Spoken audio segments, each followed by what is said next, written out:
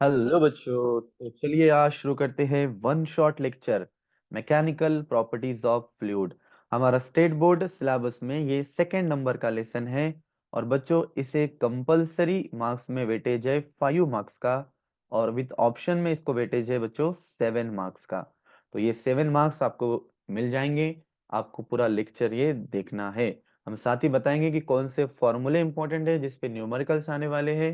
और बच्चों साथ ही पूरा चैप्टर आज आपका रिवाइज होने वाला है। तो बच्चों इस चैप्टर को आपको अच्छे से करना है, बिकॉज इस चैप्टर पे थ्योरी और न्यूमेरिकल दोनों भी क्वेश्चन आते हैं। तो चलिए बच्चों हम क्विक रिवीजन हमारी स्टार्ट करते हैं। तो सबसे पहले आप देखिए कि फ्लूइड क्या होता है। तो फ्लूइड एक ऐसा सब्सटेंस है जो क्या होता है, फ्लो होता है। तो एटमॉस्फेरिक प्रेशर क्या होता है बच्चों? एटमॉस्फेरिक प्रेशर मतलब क्या कि जो एयर हमारे ऊपर एग्जिस्ट है वो एक आधे एरिया पे कितना फोर्स एक्सर्ट कर रही है, that exerted force per unit area, इसको हम एटमॉस्फेरिक प्रेशर बोलते हैं। यह डेफिनेशन है बच्चों आपके लिए। इनकम्प्रेंसिबल फ्लूइड किसको बोलते हैं बच्चों? नाम में ही आपको पता है, इनकम्प्रेंसिबल मतलब जो क्या नहीं होगा बच्चों, कंप्रेसिबल नहीं होगा, कंप्रेस नहीं होगा। मतलब जिसकी whose density does not change, जिसकी डेंसिटी नहीं बदलेंगी। किस वजह से? प्रेशर चेंज करने की वजह से भी नहीं बदलेंगी। तो उसको हम बोलेंगे इनकम्प्रेसिबल फ्लूइड। बच्चों आइडियल फ्लूइड की कुछ प्रॉपर्टीज है, देखिए। आइडियल फ्लूइड कैसा होना चाहिए? इनकम्प्रेसिबल होना चाहिए। वो कैसा होना चाहिए? इरोटेशनल, नॉन विस्कस, और उसका फ्लो स्टेडी होना चाहिए। और बच्चों इस चैप्टर को बेसिकली हमने दो टाइप में डिवाइड किए, एक हाइड्रोस्टेटिक्स और एक हाइड्रोडायनामिक्स। तो पहला टॉपिक है हमारा हाइड्रोस्टेटिक्स। हाइड्रोस्टेटिक्स में क्या होता है, ये एक फिजिक्स की ब्रांच है जिसमें हम फ्लूइड का स्टडी करेंगे, बट कहाँ पर? At rest. ये हाइड्रोस्टेटिक्स होगा। और आधा चैप्टर जो रहेगा हमारा हाइड्रोडायनामिक्स होगा, जिसमें हम फ्लूइड का स्टडी करेंगे मोशन में। तो बच्चों प्रेशर क्या होता है? तो प्रेशर क्या है? फोर्स पर यूनिट एरिया है, एफ अपॉन ए सिंपली। तो आपको डेफिनेशन ये देखना है कि फोर्स की डेफिनेशन क्या है। फोर्स का ऐसा यूनिट क्या है बच्चों? तो न्यूटन पर मीटर स्क्वायर है, या हम इसको पास्कल भी बोल सकते हैं, शॉर्ट में पीए। और उसकी सीजीएस यूनिट उसका हो जाएगा बच्चों डाइन पर सेंटीमीटर स्क्वायर, और डायमेंशन हो जाएंगी L-1 M1 T-2। अब दो डेरिवेशन है बच्चों हमारे पास। तो पहला डेरिवेशन है कि derive an expression for pressure exerted by liquid column on which factor the pressure does due to liquid column depend. तो हमें प्रेशर का डेरिवेशन निकालना है लिक्विड कॉलम में। इसके लिए बच्चों हमने यहाँ पे सिलेंडर लिया है, देखिए। इसका एरिया ए है, हाइट एच है, और इसको हमने डीप किया है। इनसाइड द लिक्विड दिख रहा है आपको। तो सबसे पहले आपको फॉर्मूला मालूम होना चाहिए बच्चों। ये थ्योरी जो है ये आपको मन से लिखना है अकॉर्डिंग टू द डायग्राम। बिल्कुल थ्योरी याद नहीं करना है बच्चों। तो आपको सबसे पहले ये फॉर्मूला मालूम होना चाहिए कि वेट, यहाँ पे जो इस सिलेंडर पे वेट एक्सर्ट हो रहा है डाउनवर्ड डायरेक्शन में, तो वो वेट क्या है उसका? एम जी है। इसको इक्वेशन 1 दे दो आप। फिर फोर्स का फॉर्मूला क्या है? प्रेशर का फॉर्मूला है फोर्स अपॉन एरिया। एफ की वैल्यू हमने ये वाली एम जी यहाँ पुटअप कर दी है, तो ये हो गया एम जी अपॉन ए। हमें पता है कि डेंसिटी जो है रो, वो होता है मास अपॉन वॉल्यूम। तो मास अपॉन वॉल्यूम हमारी डेंसिटी होती है। तो हम इस पर से क्या कर रहे हैं, ये मास की वैल्यू निकालना है, तो ये जो वॉल्यूम है इसको इधर शिफ्ट किए। तो मास इज इक्वल टू बन गया हमारा रो इंटू वी। और ये जो वॉल्यूम है बच्चों ये होता है एरिया इंटू हाइट, या एरिया इंटू लेंथ। आपको मालूम है सिलेंडर का वॉल्यूम जो होता है वो पाई आर स्क्वायर एच होता है। तो पाई आर स्क्वायर मीन्स एरिया, इसलिए हम वॉल्यूम का फॉर्मूला यहाँ ले रहे हैं ए इंटू एच। याद रखना बच्चों छोटी छोटी चीजें। अब देखो यहाँ से हमें वॉल्यूम, ये जो वैल्यू है स्मॉल एम की, ये मिल गई रो ए एच। तो इसे हमने क्या करना है, पुटअप करना है। तो हमारे पास देखो बच्चों प्रेशर का फॉर्मूला क्या है, ये जो है यम जी अपॉन ए। तो यहाँ जो यम है, तो यम के जगह हम पुटअप करेंगे रो ए एच। तो यहाँ हमारा आ गया rho A H into G upon A. तो एरिया एरिया कैंसल, और आपको मिल गया equation P is equal to rho H G. तो बच्चों प्रेशर किस किस क्वांटिटी पे डिपेंड है जो हमें क्वेश्चन में पूछा गया था? तो तीन क्वांटिटी, एक डेंसिटी, एक हाइट, और तीसरा हमारा एक्सेलरेशन ड्यू टू ग्रेविटी। तो यहाँ पे हम लिख दिए एच रो, और एक्सेलरेशन ड्यू टू ग्रेविटी यहाँ स्मॉल जी चाहिए हमारा। ठीक है बच्चों। अब नेक्स्ट क्वेश्चन है हमारा, हमें निकालना है derive an expression for absolute pressure P at depth D below the surface of liquid and at height H above the liquid surface। दो जगह निकालना है बच्चों, बिलो द डेप्थ और अबो दी हाइट। चलो निकालते हैं। इसके लिए हमने डायग्राम निकाली है बच्चों। डायग्राम के दो एंड दिखाए। ये जो अपर एंड है वहां पे हमने हाइट बोल दिया H1, लोअर पे H2, ऊपर प्रेशर P1, नीचे P2, ऊपर जो फोर्स एक्सर्ट हो रहा है हमने बोला F1, नीचे वाला बता दिया F2। एरिया दोनों का सेम है हमारा A। चलिए, तो थ्योरी आपको अकॉर्डिंग टू डायग्राम लिखना है अपने मन से बच्चों। अब ये जो हाइट है ना, यहाँ पे हाइट का जो डिफरेंस है, ये जो h हाइट है, ये हम बोल रहे हैं दोनों का difference, h is equal to H1 minus H2। तो बच्चों हमने जो कंसिडर किया है वही थ्योरी में लिखा है कि P1 P2 दो प्रेशर है, H1 हाइट वाला P1 है, H2 हाइट वाला P2 है। आप थ्योरी लिख सकते हो मन से। चलो बच्चों, तो थ्योरी इसलिए मैं मन से बोल रहा हूँ बच्चों आपको बार बार कि थ्योरी के मार्क्स आपके नहीं जाएंगे, आपकी किस तरह भी अकॉर्डिंग टू डायग्राम थोड़ी दो चार लाइन लिख दो, आपके मार्क्स नहीं जाने वाले हैं। आपको अच्छे से क्या लिखना है, डायग्राम और सारे फॉर्मूले और उनके स्टेप्स। चलिए, तो पहला फॉर्मूला बनाया हमने F1 का, फोर्स का फॉर्मूला है हमारे पास P इंटू ए। अभी देखा था ना हमने, pressure is equal to force upon area. तो फिर फोर्स हो गया प्रेशर इंटू एरिया, पहला है इसलिए 1 1।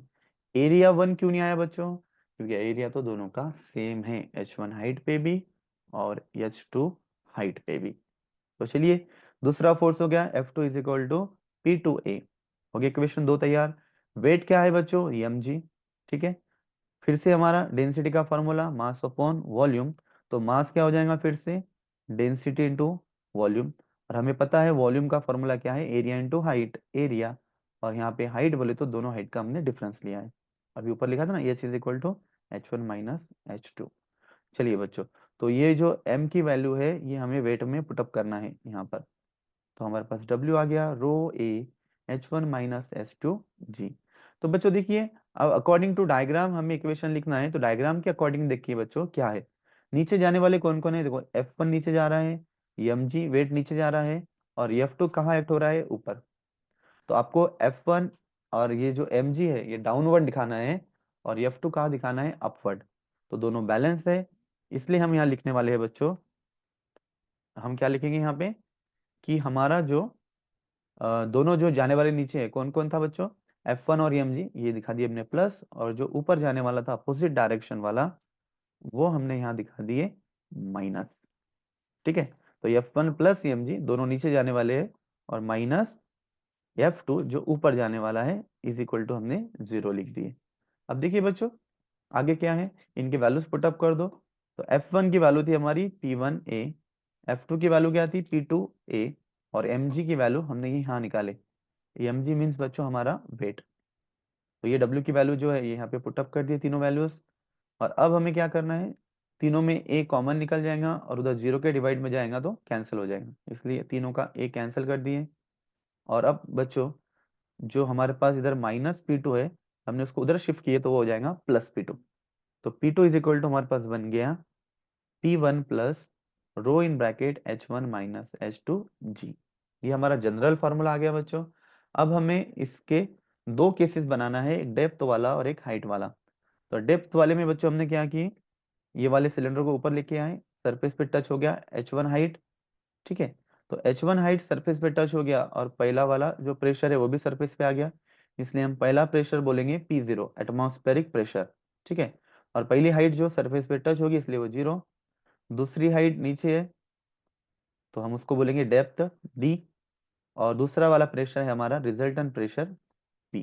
चलिए, ये सारे वैल्यूज बच्चों हमें क्या करना है, ये वाले इक्वेशन में पुटअप करना है हमारे इक्वेशन 1 में। तो P2 हमारा रिजल्टेंट P है। ठीक है, P1 क्या हो रहा है, हमारा एटमॉस्फेरिक प्रेशर हो रहा है, प्लस रो, और आपका क्या हो रहा है बाद में, आपका जो ये हाइट है H1 वो 0 हो रहा है, और H2 हाइट आपका G हो रहा है। तो यहाँ पे आपका क्या हो जाएगा, 0 माइनस डी इंटू जी, तो ये हो जाएगा हमारा माइनस डी।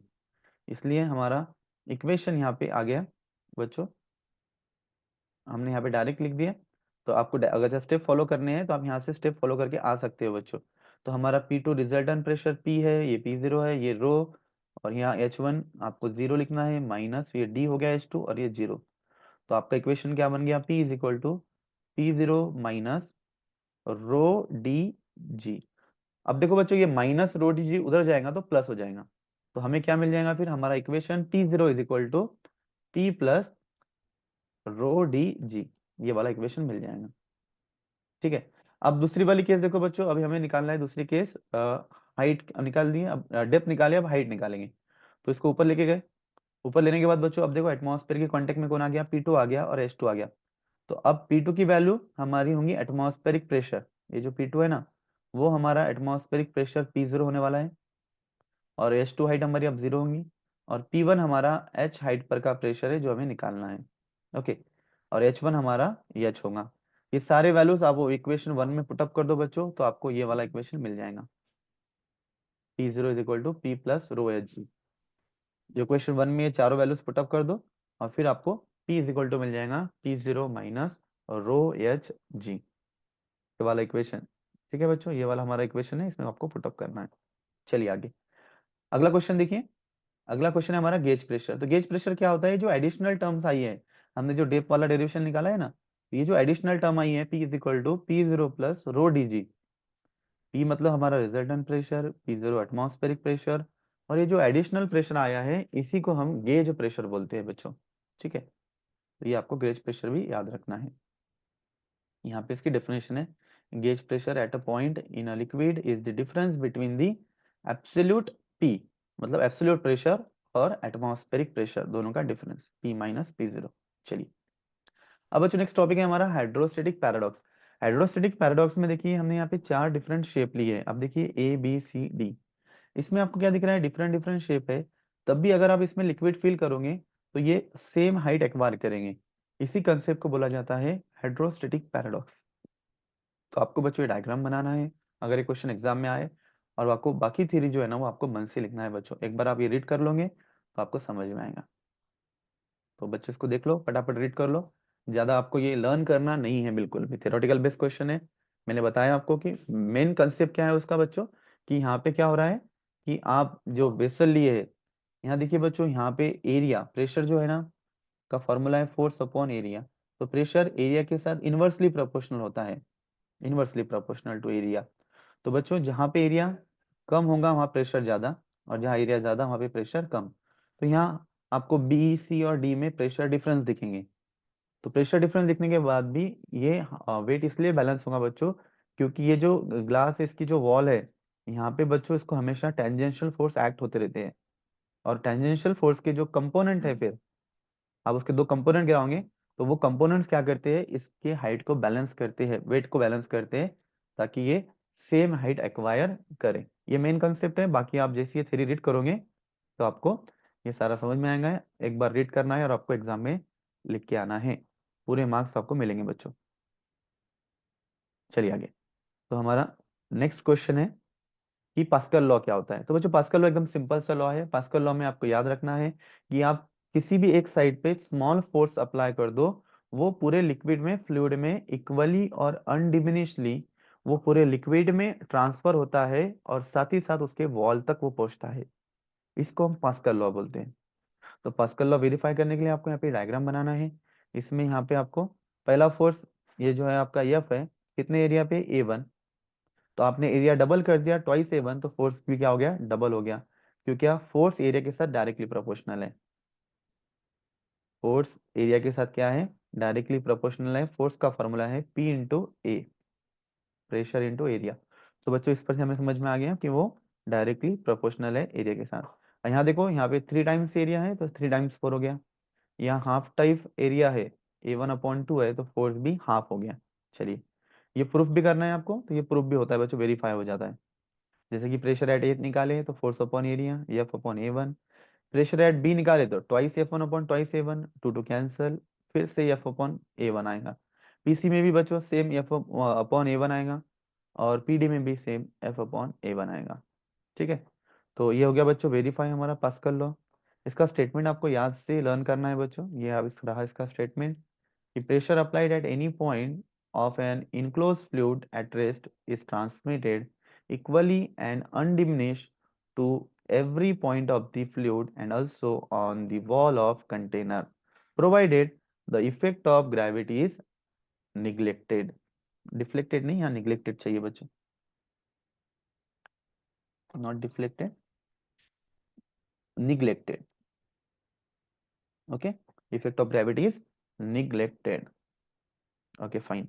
चलिए नेक्स्ट है हमारा क्वेश्चन है बच्चों, अब ये पास्कल लॉ के कुछ एप्लीकेशंस हैं, ये भी बच्चों आपको सिर्फ डायग्राम से ही लिखना है और कुछ दो तीन फॉर्मूले आपको याद रखना है। पहला एप्लीकेशन है हाइड्रोलिक लिफ्ट। तो हाइड्रोलिक लिफ्ट का कंसेप्ट क्या होता है बच्चों, कि हमने दो कंटेनर लिए, इधर भी फ्लूइड है और इधर भी फ्लूइड है, इसका एरिया हमने ज्यादा लिए, इसका कम लिए। यहाँ पे हमने दोनों भी जगह पिस्टन लगाए, दो पिस्टन, ये S1 S2। तो S1 पिस्टन पे हमें फोर्स F1 एक्सर्ट करना है और F2 पिस्टन पे हमें जो भी चीज को लिफ्ट करना है वो यहाँ पे रखना है। तो होगा क्या बच्चों, जैसे ही आप इस पिस्टन पे फोर्स F1 को एक्सर्ट करोगे तो ये वाला फोर्स इक्वली ये पूरे फ्लूइड में जाएगा और फिर ये वाला प्रेशर इस तरह से यहाँ से गुजरते हुए इस वाले सिलेंडर में आ गया। अभी भी वो सेम प्रेशर है और वो इक्वली इसके वॉल पे और पूरे फ्लूइड में ट्रांसफर होगा और फिर ये फोर्स आके इस बड़े से पिस्टन पे एक्ट होगा। और ये जो छोटा सा फोर्स था, यहाँ एरिया बढ़ने की वजह से ये फोर्स बढ़ गया और ये क्या करेगा, फिर इसको लिफ्ट करेगा। यही वाले कंसेप्ट पे हाइड्रोलिक लिफ्ट काम करता है। ये आपको थ्योरी में लिखना है इंग्लिश में। और बच्चों जो जो भी वहाँ पे गिवन है, जैसे कि दो पिस्टन लिए, कहाँ लगाए, कहाँ पे प्रेशर P1 है, P2 है, कहाँ पे एरिया A1 है, A2 है, ये आपको थ्योरी में लिख के आना है। और बच्चों नीचे सिर्फ फॉर्मूला लिखना है, पहला वाला pressure P1 is equal to F1/A1, दूसरे वाला हो जाएगा F2/A2, इसलिए दूसरा वाला फोर्स हो गया, जैसे कि दूसरा pressure P2 is equal to F2/A2 है, इस पर से A2 इधर चले गया तो F2 इज इक्वल टू हो गया P2/A2। पर हमने बोला है कि पास्कल लॉ बोलता है कि दोनों प्रेशर सेम है, तो आपको क्या करना है, यहाँ जो P2 है वहां पे लिखना है P1। तो फिर आपका इक्वेशन क्या बन जाएगा कि F2 is equal to P1/A2। और बच्चों ये जो आपका P1 है, ये P1 की वैल्यू है आपके पास F1/A1 जो हमने यहाँ पे पुटअप कर दी। तो हमें मिल गया F2 is equal to F1/A1 into A2। और अगर जब बच्चों एरिया बहुत ज्यादा है A1 से, अगर चाहे A2 वाला, तो F2 भी ज्यादा होगा क्योंकि फोर्स एरिया के साथ डायरेक्टली प्रोपोर्शनल है। ये हो गया हमारा हाइड्रोलिक लिफ्ट वाला कंसेप्ट। अब चलो बच्चों हाइड्रोलिक ब्रेक देखेंगे। हाइड्रोलिक ब्रेक में क्या होता है, अरेंजमेंट होता है, इसमें चार स्लेव सिलेंडर हैं, जो चारों भी, अगर फोर व्हीलर गाड़ी है तो चारों भी उसके व्हील्स को अटैच होंगे, तीन है एक नीचे ये वाला चार। और ये होता है मास्टर सिलेंडर। मास्टर सिलेंडर पे एक ब्रेक पेडल अटैच है, जिस ब्रेक पेडल पे हम F1 वाला छोटा सा फोर्स लगाएंगे, जिसका एरिया A1 है यहाँ पे पिस्टन का, तो ये वाला फोर्स क्या होगा, इसका जो प्रेशर बनेगा वो इक्वली ये चारों भी स्लेव सिलेंडर में जाएगा इस हाइड्रोलिक ट्यूब की मदद से। और इसके अंदर हमने एक लिक्विड भी डाले है बच्चों, जिसमें हमको ब्रेक फ्लूइड डाले है उसमें। और ये चारों भी सिलेंडर पे आएगा जिनका एरिया A2 है। और ये फोर्स के वजह से यहाँ पे भी हमको चार जगह प्रेशर मिलने वाला है, चार जगह फोर्स मिलने वाला है F2। तो मतलब स्मॉल फोर्स अप्लाई किए और चारों भी स्लेव सिलेंडर पे वो फोर्स ट्रांसफर हो गया। तो ये वाला कंसेप्ट है हाइड्रोलिक लिफ्ट का। ये आपको इंग्लिश में लिखना है बच्चों, कि यहाँ पे हमने चार स्लेव सिलेंडर लिए, एक मास्टर सिलेंडर, कहाँ पे ब्रेक पेडल अटैच है, कैसे एक में के साथ ये सारे सिलेंडर कनेक्ट है हाइड्रोलिक ट्यूब की मदद से, और पिस्टन क्या है, कैसे वर्क करने वाला है, ये सारी चीजें आपको थ्योरी में लिखना है। जैसी आपको टूटी फूटी इंग्लिश आती है वैसे लिखना है बच्चों आपको। और बिल्कुल ये फॉर्मूले आपको याद से लिखना है। पहला रहेगा फिर से P1 is equal to F1/A1, और फिर से P2 is equal to F2/A2, उस पर से मिल गया हमको F2 is equal to P2 और A2। फिर मालूम है हमको कि पास्कल लॉ बोलता है कि P2 मतलब P1, दोनों प्रेशर सेम है। तो फिर से P2 की जगह क्या आ जाएगा, P1 आ जाएगा, और P1 की वैल्यू हम यहाँ पे पुटअप कर देंगे F1/A1। तो फिर से हम वही बोलेंगे कि A2 बहुत ज्यादा है A1 के साथ, इसलिए F2 भी बहुत ज्यादा होगा F1 से। अब तीसरा है बच्चों मर्क्यूरी बैरोमीटर। तो मर्क्यूरी बैरोमीटर में हमने क्या किए, एक यहाँ पे ट्यूब, ये एक वेसल लिए, एक कंटेनर में हमने यहाँ पे लिक्विड लिए मर्क्यूरी। और बच्चों यहाँ पे हमने एक टोरिसेली वैक्यूम लिए यहाँ पे। तो ये टोरिसेली जो वैक्यूम है ये एक ट्यूब है, ये ट्यूब के अंदर देखो यहाँ पे तो एटमॉस्फेरिक प्रेशर आपको नहीं दिख रहा है, यहाँ पे एक वैक्यूम तैयार हुआ है जिसका ऊपर किसी के साथ कांटेक्ट नहीं है। तो इस वैक्यूम का इन्वेंशन टोरिसिली नाम के साइंटिस्ट ने किया है, इसलिए हम इस वैक्यूम को टोरिसिली वैक्यूम बोलते हैं, पॉइंट ए के ऊपर का। और बी बच्चों इनसाइड लिक्विड है और इसकी हाइट हमने दिखाया है यहाँ पे एच।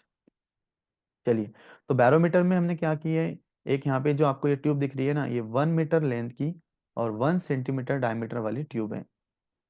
और इसका यूज क्या है बच्चों, तो इसका यूज करके हम एटमॉस्फेरिक प्रेशर मेजर करते हैं। कौन सा प्रेशर, तो एटमॉस्फेरिक प्रेशर बच्चों हम मेजर करते हैं। ये सारी चीजें आपको थ्योरी में लिख के आना है। और आपको डेरिवेशन में क्या लिखना है बच्चों, हमने जैसा देखा था कि ऊपर ए के ऊपर कुछ भी नहीं था, तो वहां पे जो प्रेशर है वो 0 है। और बाकी जो प्रेशर है बच्चों सी वाला, उस पे एटमॉस्फेरिक प्रेशर एक्ट होगा। देखिए, ये जो हमारा पॉइंट है ना यहाँ पे सी वाला पॉइंट, ये वाला, यहाँ पे एटमॉस्फेरिक प्रेशर एक्ट होगा, इसलिए हम इसको पीसी को हम बोलेंगे P0, that is our atmospheric pressure. और बच्चों देखो, तीनों भी पॉइंट एक ही लाइन में है, जो पीसी और पीबी आपको दिखेगा डायग्राम में, एक ही लाइन में है, मतलब इनका प्रेशर सेम है, तो हम दोनों को भी सेम दिखा रहे हैं कि PC is equal to PB is equal to atmospheric pressure. अब देखिए बच्चों, अब आपको क्या करना है, जो हमने अभी कंसेप्ट लगाए थे प्रेशर वाले स्टार्टिंग में, दोनों डेरिवेशन वाले, resultant pressure is equal to P A plus H rho G वाला कंसेप्ट लगाएंगे। तो P B is equal to क्या हो जाएगा, atmospheric pressure plus H rho G, पर यहाँ पे एटमॉस्फेरिक प्रेशर पी ए कितना है, 0 है, और पी बी हमारा एटमॉस्फेरिक प्रेशर है इन कांटेक्ट में, तो पी बी की जगह आ गया हमारा P0 और पी ए की जगह क्या आ गया हमारा 0। अभी हमने ऊपर लिखा था एच रो जी, तो P0 इज इक्वल टू मिल गया हमें एच रो जी। तो आपको ये इक्वेशन याद रखना है, P B is equal to P A plus H rho G, और पी बी की वैल्यू और पी ए की वैल्यू पुटअप करना है। आपका मर्क्यूरी बैरोमीटर खत्म। अब बच्चों है आपका मैनोमीटर। तो मैनोमीटर में हम क्या करते हैं, गिवन प्रेशर निकालते हैं। इसके लिए बच्चों हमको क्या करना है, इसमें हमने एक फ्लूइड ले लिया, और बच्चों हमने क्या किया, एक यहाँ पे जो डी वाला आपको चेम्बर दिख रहा है, जिस किसी का आपको प्रेशर निकालना है उसको यहाँ आपको कनेक्ट करना है। ठीक है, अब बच्चों देखो, यहाँ पे इसका जो डी का प्रेशर होगा वही प्रेशर सी का होगा, पास्कल लॉ के अकॉर्डिंग ये वाला। और बच्चों सी और बी पॉइंट सेम है, सेम लाइन पे है, इसलिए सी और बी का भी प्रेशर सेम होगा, मतलब पी सी और पी बी सेम है, और वही है आपका पीडी वाला प्रेशर। ठीक है, अब आपको निकालना है पी वाला, पी ए वाला, जिस पे एटमॉस्फेरिक प्रेशर एग्जर्ट हो रहा है। पी ए और पीबी का इक्वेशन बनाना है, वैल्यूज पुटअप करना है और सॉल्व करना है। चलिए, तो थ्योरी आप मन से लिखोगे बच्चों, फिर से क्या क्या कनेक्ट किए हमने, कैसे कनेक्ट किए। चलिए, अब यहाँ पे हमने पी ए हमारा क्या है, एटमॉस्फेरिक प्रेशर P0 है। अभी हमने बताया था पीबी पीसी सेम है और पीसी पीडी सेम है, मतलब पीबी पीसी पीडी तीनों भी पी है, रिजल्टेंट प्रेशर। तो हमारा फॉर्मूला था PB is equal to P A plus H rho G. तो पीबी की जगह पी ए और पी ए की जगह P0, और ये हमारा एच रो जी, हमारा इक्वेशन बन गया। चलो, अब बच्चों हमारा नेक्स्ट टॉपिक है सरफेस टेंशन। तो सरफेस टेंशन की कुछ डेफिनेशन है जो आपको याद रखना है, एग्जाम में ये आ सकते हैं। इंटरमोलिकुलर फोर्स क्या होता है बच्चों, तो दो मॉलिक्यूल के बीच में जो एक्ट होने वाला फोर्स है उसको हम इंटरमोलिकुलर फोर्स बोलते हैं। कोहेसिव फोर्स क्या होता है बच्चों, सेम मॉलिक्यूल के दो, मतलब सेम मॉलिक्यूल है, सेम मॉलिक्यूल वाले दो सब्सटेंस हैं, तो उनमें का फोर्स, मतलब force of attraction between molecules of same substance, same, ठीक है ना, सेम सब्सटेंस के दो मॉलिक्यूल हैं, उनमें का जो फोर्स है उसको हम कोहेसिव फोर्स बोलते हैं। और एडिसिव फोर्स, दो डिफरेंट क्या है बच्चों, सब्सटेंस के मॉलिक्यूल है, उनको हम एडिसिव फोर्स बोलेंगे। तो सेम मॉलिक्यूल, दो सेम सब्सटेंस के मॉलिक्यूल रहे तो कोहेसिव, दो डिफरेंट सब्सटेंस के मॉलिक्यूल रहे तो एडिसिव फोर्स। मॉलिक्यूलर रेंज क्या होता है, तो मॉलिक्यूलर रेंज बोले तो जो इंटरमॉलिक्यूलर फोर्स है वो कितने डिस्टेंस तक इफेक्टिव रहेगा, उसको हम मॉलिक्यूलर रेंज बोलते हैं। आपको डेफिनेशन याद करना है। और इंटीरियर मॉलिक्यूलर रेंज कितनी होती है, 10⁻⁹ मीटर होती है। स्पीयर ऑफ इन्फ्लुएंस क्या है बच्चों, अगर आपने मॉलिक्यूल को सेंटर में लिया और मॉलिक्यूलर रेंज को रेडियस लेके एक इमेजिनरी स्पीयर आपने ड्रॉ किया, तो उसको हम बोलते हैं sphere of influence. Free surface क्या है, जो सरफेस किसके कांटेक्ट में है बच्चों, एयर के कांटेक्ट में है, उसको हम फ्री सरफेस बोलते हैं। और सरफेस फिल्म किसको बोलते हैं हमने, जो ऊपर लेयर तैयार हुई है, जो लेयर की विड्थ है, जो हमने लिक्विड में कंटेनर में लिक्विड लिए, जो ऊपर लेयर तैयार होंगी, जिस लेयर की विड्थ जो होगी, थिकनेस जो होंगी, थिकनेस वो इक्वल टू मॉलिक्यूलर रेंज होगी, उसको हम सरफेस फिल्म बोलते हैं। ये वाला मोस्ट आईएमपी क्वेश्चन है बच्चों, मोस्ट आईएमपी क्वेश्चन है। Surface tension on the basis of molecular theory 3 marks के लिए आ सकता है। तो इसमें क्या किया हमने, 3 मॉलिक्यूल है, थोड़ा डायग्राम यहाँ पे रॉन्ग है, इसको मैं हम करेक्ट कर देंगे बच्चों। तो इस डायग्राम को मैं करेक्ट कर रहा हूँ। आपको ये यहाँ पे बाउंड्री निकालना है, ठीक है ना। यहाँ पे आपको कुछ नहीं निकालना है, ये सारी चीजें नहीं है। लिक्विड आपको ये वाली जो येलो लाइन निकाला है ना मैंने, ये येलो लाइन के नीचे ही आपको मैं काम करता हूँ, इसको डायग्राम को डबल ड्रॉ कर देता हूँ आपके लिए। चलिए देखिए, हम कलर चेंज कर देंगे। Okay fine. चलिए देखिए बच्चों, ये डायग्राम को आपको राइट वे में बनाना है। तो सबसे पहले आपको यहाँ पे एक बाउंड्री निकाल देना है जहाँ तक आप लिक्विड रखने वाले हो। Okay fine. 3 मॉलिक्यूल लेना है। एक मॉलिक्यूल ए जो लेंगे आप, वेल इनसाइड द लिक्विड लोगे, और इसका जो स्पीयर ऑफ इन्फ्लुएंस रहेगा, आप ये पूरी तरह लिक्विड के अंदर रहेगा। इस पे जो फोर्स एक्ट होंगे, कौन से फोर्स होंगे बच्चों, लिक्विड के अंदर लिक्विड मॉलिक्यूल पे कोई फोर्स, ये पूरे इक्वल और अपोजिट डायरेक्शन में एक्ट होंगे, और ये कैंसल आउट हो जाएंगे बच्चों ए मॉलिक्यूल के। अब जो बी मॉलिक्यूल है, यहाँ पे बच्चों आपको सरफेस फिल्म दिखाना है, ठीक है, सरफेस फिल्म दिखाना है आपको। इसको नाम दे देंगे हम PQR। यस, तो ये होगी हमारी सरफेस फिल्म। तो दूसरा जो मॉलिक्यूल हम, जो बच्चों बी लेंगे ना, तो वो बी मॉलिक्यूल हम सरफेस फिल्म पे लेंगे, सरफेस फिल्म में लेंगे, फ्री सरफेस पे नहीं लेंगे, हाँ? तो यहाँ पे आपको मॉलिक्यूल लेना है, समझो बी। तो बी मॉलिक्यूल अगर मैं यहाँ ले रहा हूँ, तो बच्चों अब इसका स्फीयर ऑफ इन्फ्लुएंस सिर्फ थोड़ा सा ऊपर जाना चाहिए। PQ लाइन के पूरा आपको ऊपर नहीं लेके जाना है, थोड़ा सा ऊपर जाएगा सिर्फ, ये याद रखना।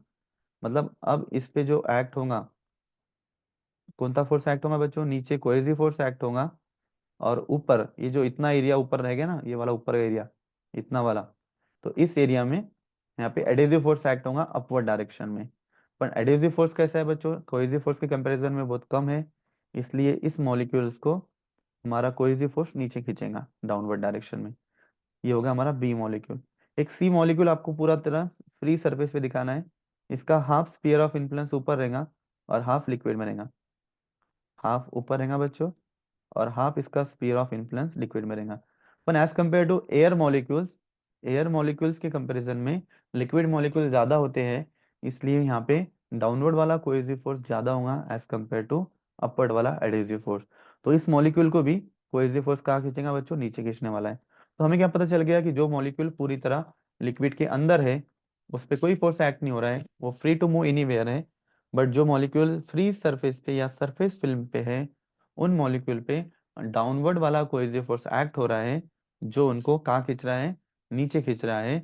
इसलिए इन मॉलिक्यूल को अगर चाहे यहाँ सरफेस फिल्म में रहना है, तो इनको एक्स्ट्रा वर्क करना पड़ेगा, और ये वर्क स्टोर होगा in the form of potential energy. इसलिए जो मॉलिक्यूल्स यहाँ रहते हैं, वो अंडर द टेंशन रहते हैं, मतलब स्ट्रेच इलास्टिक मेम्ब्रेन के जैसा एक टेंशन वहां पे क्रिएट होता है, जिसको हम सरफेस टेंशन बोलते हैं। और ये molecule extra potential energy possess करते हैं, जिसको हम सरफेस एनर्जी बोलते हैं। ये जो मैंने बताया है अभी, ये आपको थ्योरी में लिखना है कन्वर्ट करके इंग्लिश में। तो यहाँ पे मैंने लिखा हूँ नोट्स बच्चों, ये आप पढ़ लो, इस पर से आपको समझ में आ जाएगा कि आपको क्या लिखना है।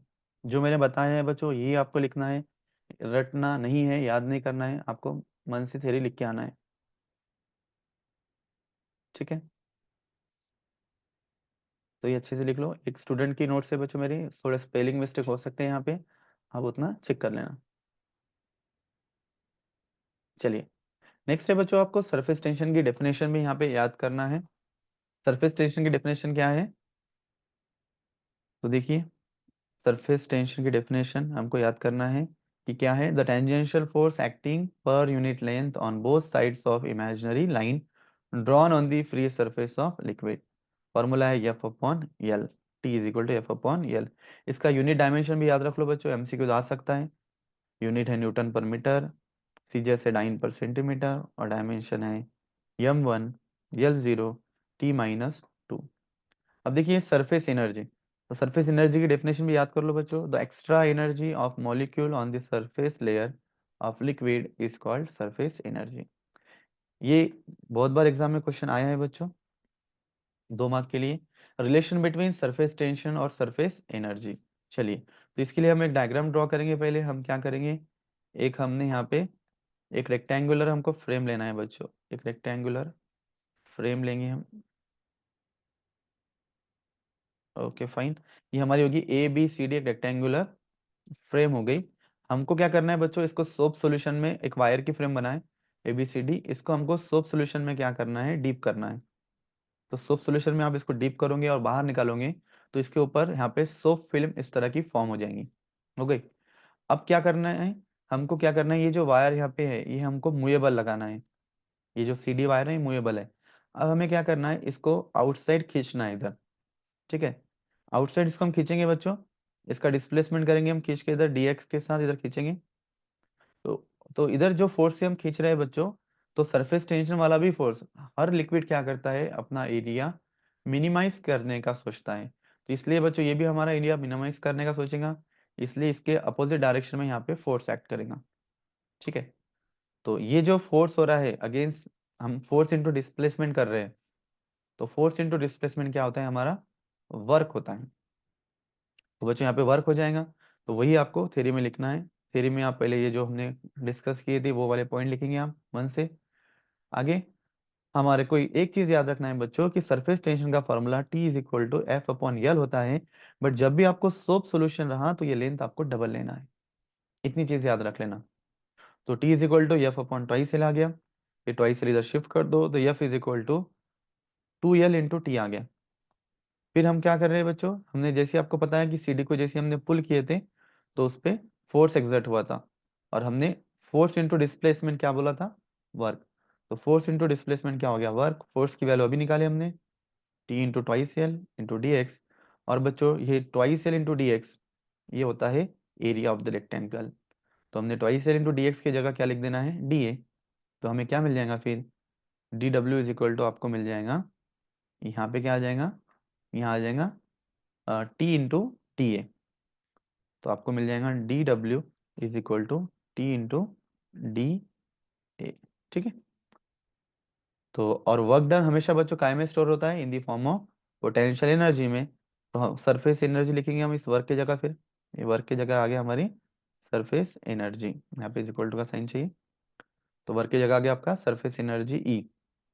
ठीक है, और आपको क्या करना है, अब ये जो D इधर मल्टीप्लाई में बच्चों इसको इधर भेज देना है, दिस एम्प्लाइज, ये एम्प्लाइज का साइन चाहिए यहाँ पे, और भेजेंगे तो आपको T मिल गया E/dA। चलो, बन गया हमारा रिलेशन। एंगल ऑफ कांटेक्ट की डेफिनेशन लर्न कर लो बच्चों।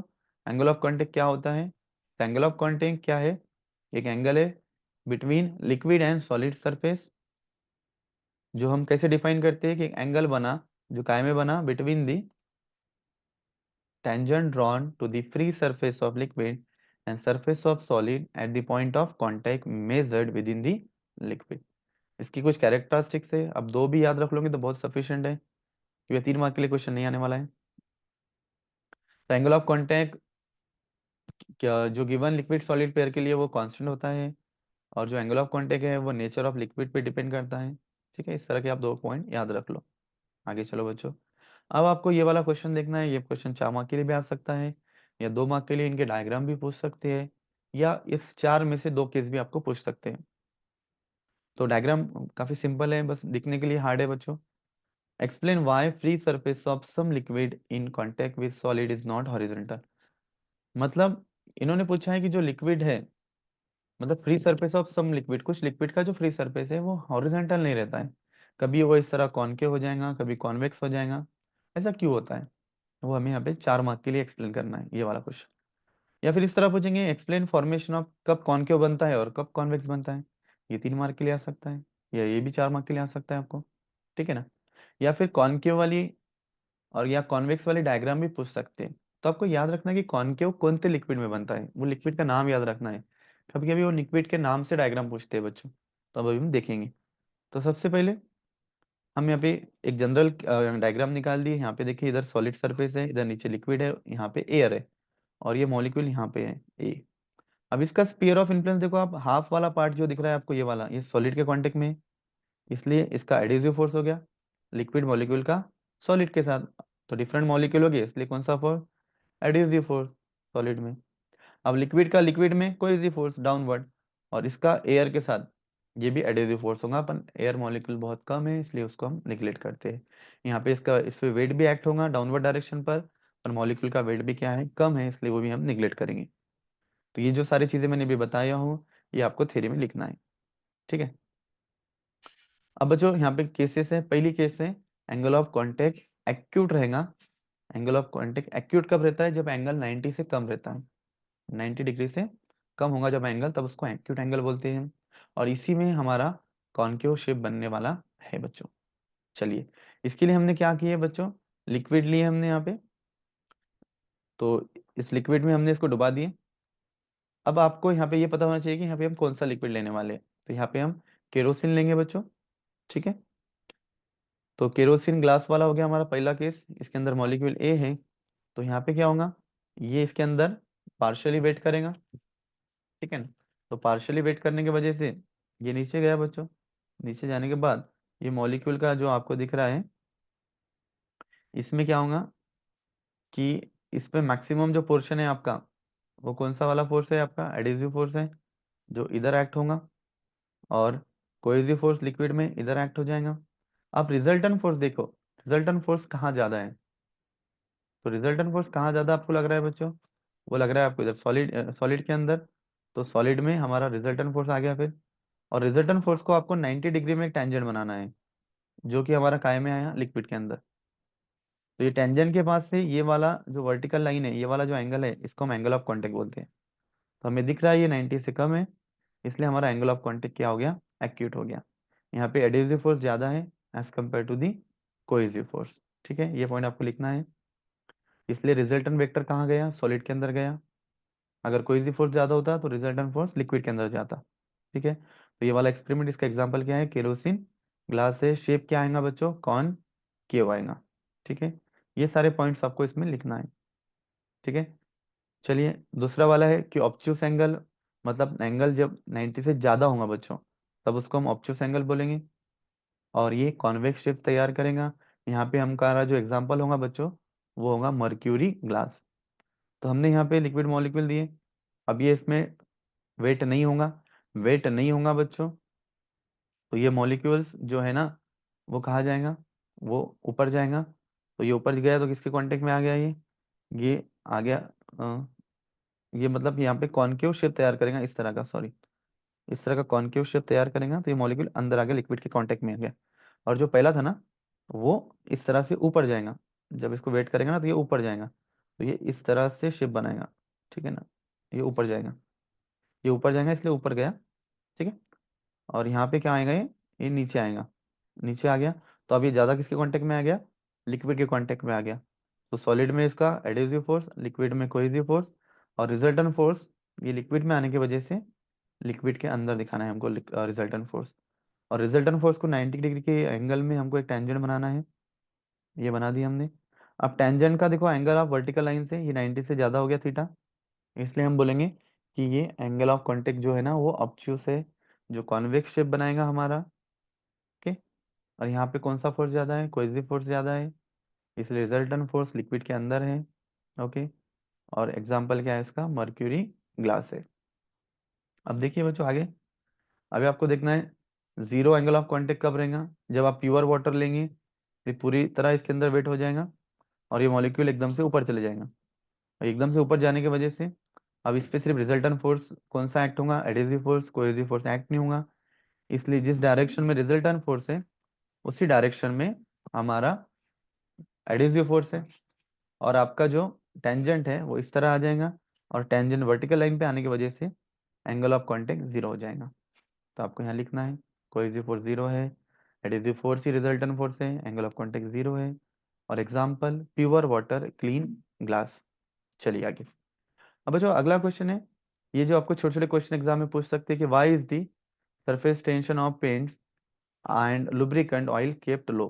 क्यों करते हैं कि वो स्प्रेड होना चाहिए, अगर उसका सरफेस टेंशन ज्यादा रहा तो वो स्प्रेड नहीं होंगे, फिर हमको ज्यादा पेंट लगेगा, इसलिए हम उसको यूज करते हैं। अगला क्वेश्चन है हमारा कि वाई टू और more mercury drops from a single drop when brought in contact with each other. अगर जो दो मर्क्यूरी ड्रॉप हमने एक में के कांटेक्ट में किए, तो वो एक ड्रॉप क्यों बनाते हैं, बिकॉज बच्चों हर लिक्विड की टेंडेंसी है कि वो अपना एरिया मिनिमाइज करते हैं, इसलिए ये भी अपना एरिया मिनिमाइज करने के लिए दो ड्रॉप का एक ड्रॉप करते हैं, ये आपको लिखना है। अगला है बच्चों, how much amount of work is done in forming of soap bubble of radius R. तो हमारा वर्क का फॉर्मूला क्या था, टी इंटू डेल्टा ए। पर जब सोप बबल आएगा बच्चों, तो ये डबल हो जाएगा, मतलब एरिया जो है ना वो डबल हो जाएगा। तो ट्वाइस एरिया का फॉर्मूला क्या है, 4 पाई r स्क्वायर। तो 4 पाई r स्क्वायर हमने डबल ले लिए, इसलिए 8 पाई r स्क्वायर हो जाएगा। तो हमारा जो एरिया है वो आ जाएगा 8 पाई r स्क्वायर। अगला क्वेश्चन है, explain the effect of presence of impurities on surface tension of liquid. तो सरफेस टेंशन पे इम्प्योरिटी का क्या फर्क पड़ता है, तो यस, इम्प्योरिटी से सरफेस टेंशन चेंज होता है। तो अलग अलग इम्प्योरिटी से कैसे चेंज होता है, नीचे देखो। सोल्यूबल इम्प्योरिटीज ये है जो हमारा NaCl है, सॉल्ट है, वो वाटर में पूरी तरह सोल्यूबल है। तो पूरी तरह सोल्यूबल होने की वजह से सरफेस टेंशन ऑफ वाटर क्या होता है, इंक्रीज होता है।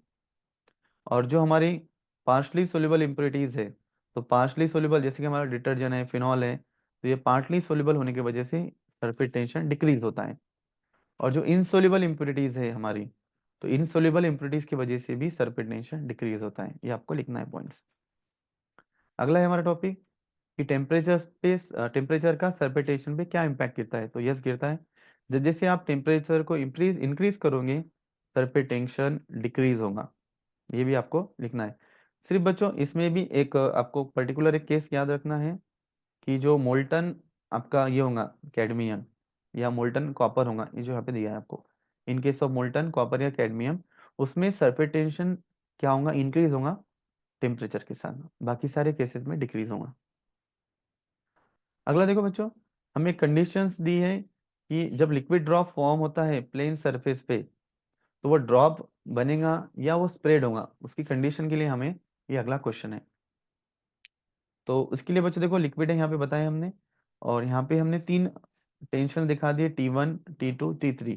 तो ये जो T1 है ये किसके बीच में का है, लिक्विड और सॉलिड। T2 में क्या है, ये सॉलिड है, ऊपर एयर है, सॉलिड एयर। और T3 जो है हमारा ये वाला, ये T3, ये लिक्विड और एयर के कांटेक्ट में। ठीक है, सरफेस टेंशन लिक्विड एयर। अब देखो बच्चों, ये T3 जो है ना वो इंक्लाइन होने की वजह से इसके 2 कंपोनेंट गिरेंगे। एक हॉरिजॉन्टल कंपोनेंट गिर गया T3 cos थीटा, वर्टिकल गिर गया T3 sin थीटा। अब देखो इस साइड में, लेफ्ट साइड में कौन कौन है, T1 और T3 cos थीटा, और राइट साइड इधर कौन से, ये वाले साइड में कौन सा है, T2। ठीक है ना। तो आपको क्या लिखना है, T1 plus T3 cos theta is equal to T2, आपका इक्वेशन बन जाएगा। ये बाकी जो थ्योरी है बच्चों, जो अभी हमने डिस्कस की वही आपको लिखना है। तो इक्वेशन बन गया हमारा T1 plus T3 cos theta is equal to T2।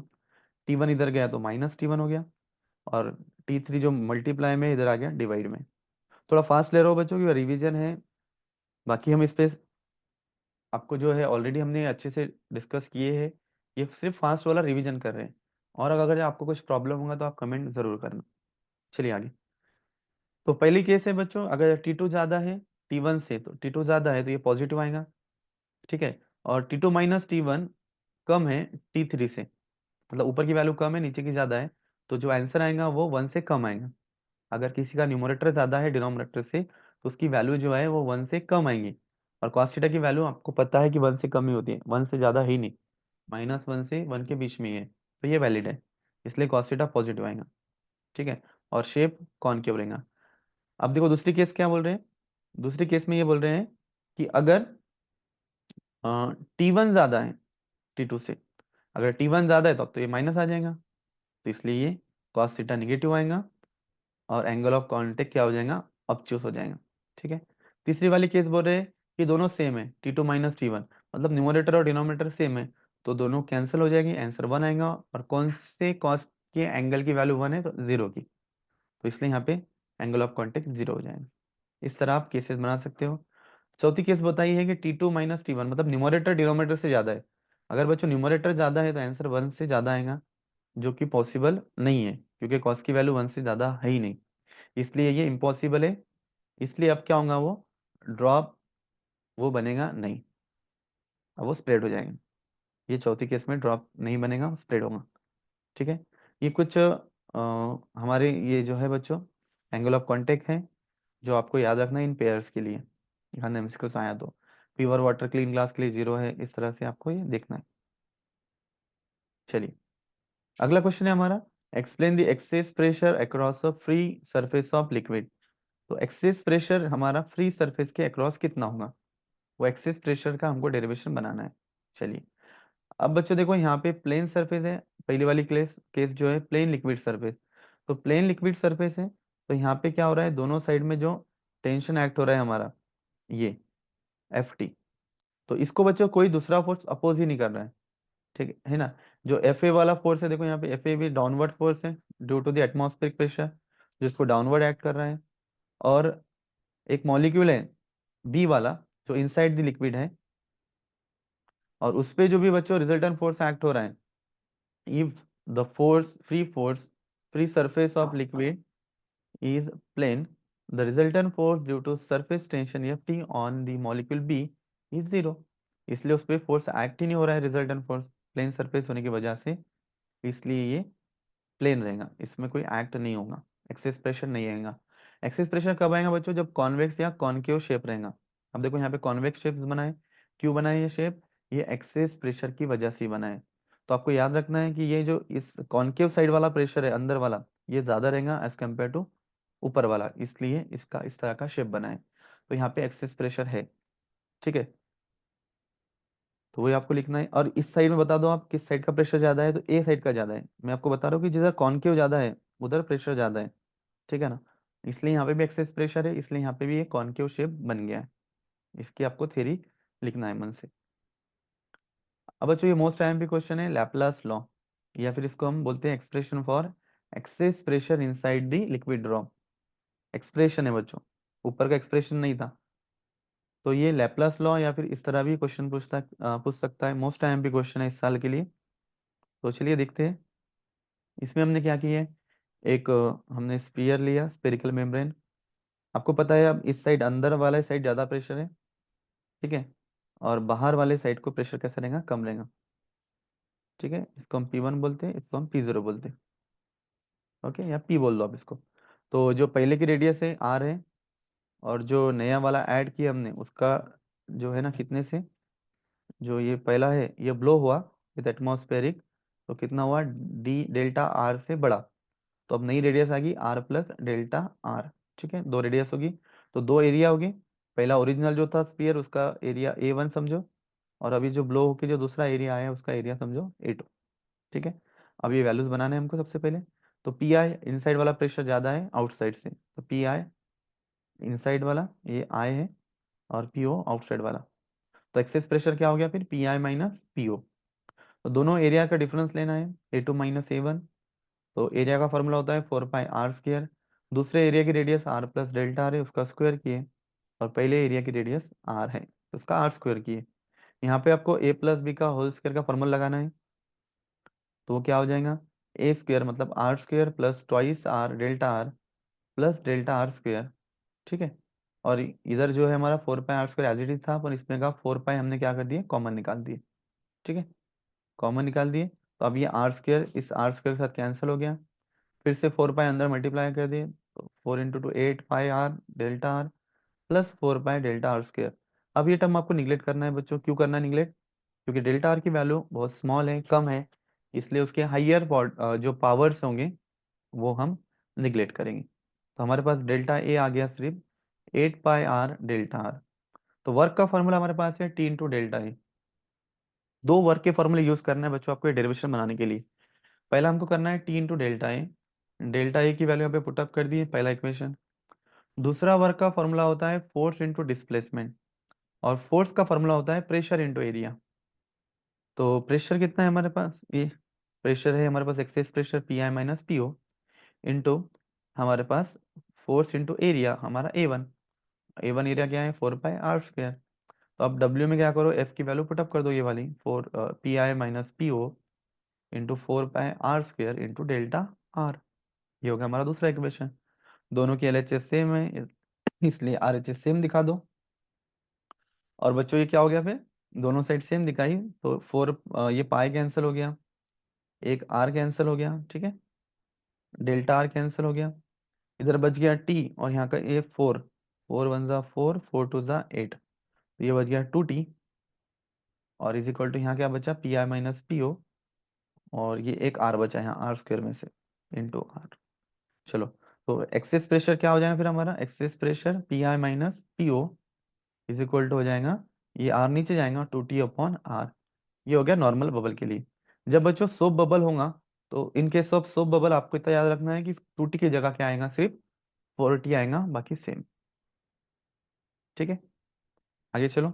आगे ये वाला क्वेश्चन 2 मार्क के लिए इंपॉर्टेंट क्वेश्चन है बच्चों।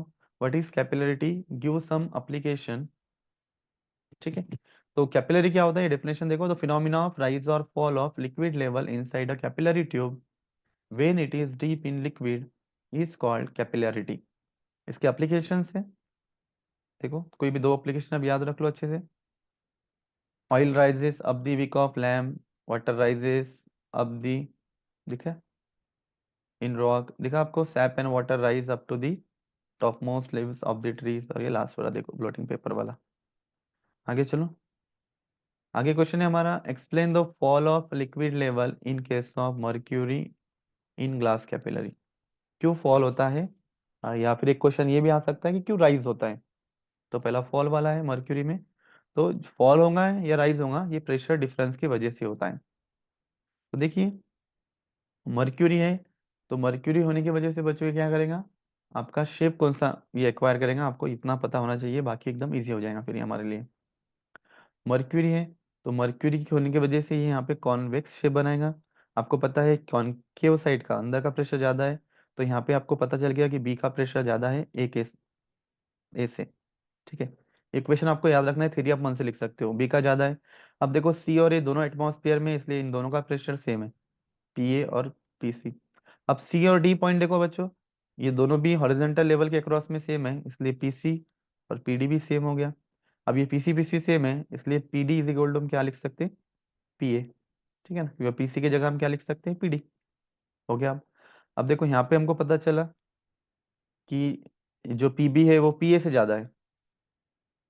अब ये देखो बी और डी सेम लाइन पे है, पर इनका प्रेशर सेम नहीं है। अब देखो यहाँ पे आपके पास पीए मतलब क्या है, पीडी। अगर यहाँ पे पीए की जगह पीडी पुटअप कर दो तो आपको मिल जाएगा फिर पीबी ग्रेटर देन पीडी। मतलब ये डी और बी का प्रेशर सेम नहीं है। किसका प्रेशर ज्यादा है, बी का ज्यादा है प्रेशर, और डी का कम है।